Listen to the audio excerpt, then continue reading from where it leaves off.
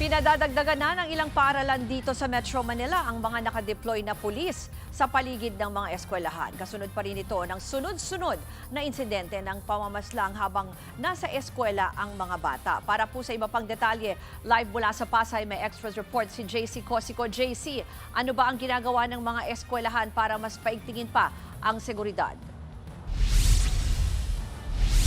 Ruth, nagpapatupad nga ng mas mahigpit na security measures ang ilang paaralan sa Metro Manila pagkatapos ng serye ng karahasan sa ilang public schools sa bansa.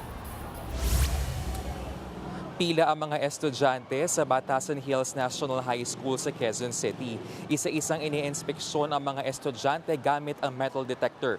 May presensya rin ng pulis sa lugar. Yan din ang ipinutupad sa Pasay City West High School. Bukod pa yan sa roving guards na mayroon ng paaralan.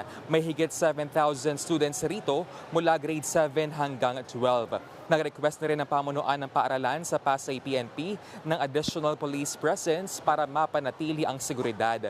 Welcome naman sa mga magulang ang mga ganitong klaseng paghihigpit para sa kaligtasan ng kanilang mga anak. Narito po ang pahayag ng mga magulang at ng prinsipal ng paaralan.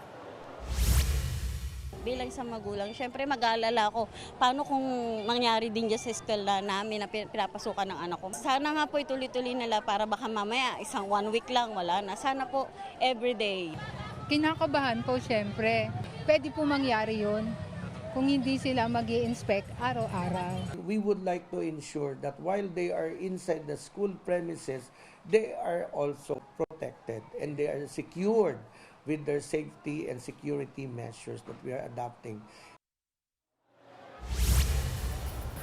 Nanawagan naman Ruth ang DepEd sa pulisya na siguruhin ang kaligtasan ng mga estudyante para di na nga maulit pa itong mga ganitong insidente. Ruth, balik sa'yo. Yan po ang express report ni JC Cosico. Mga kapatid, Ruth Cabalco, para sa mabilis na pasada ng mga balitang dapat niyong malaman, mag-follow at mag-subscribe sa social media pages ng News 5.